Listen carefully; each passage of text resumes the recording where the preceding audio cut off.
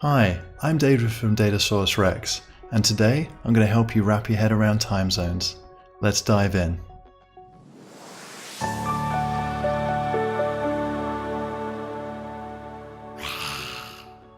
Okay, so maybe like me, you might have friends, family or co-workers in other time zones. Trying to figure out the best times to call or chat to them can be a bit of a nightmare. You know, there are plenty of other solutions out there, but I haven't really found the right one until today, so I'd love to share it with you. It's super easy and free, and it's called Figure It Out.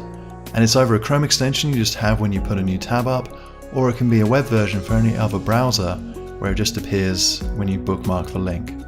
So let's have a look at it in action. So right now I have all the time zones I want, but it's super easy to add more if you need to. So you just go to Add Location, start typing it out, and let's just pick Paris, France. So there you go. And then click, bam, you've got it in there, super easy.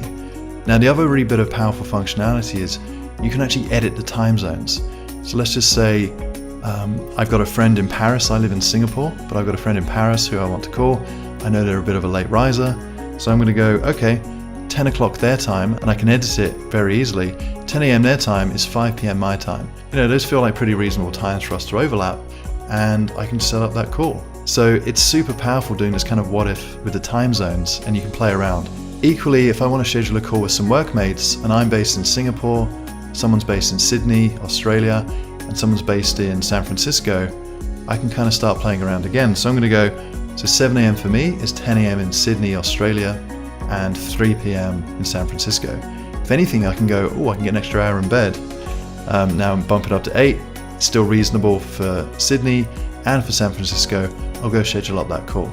So yeah, super easy to use. I'll pop a link in the description below so you can find it, and I hope it helps you out getting your head around time zones.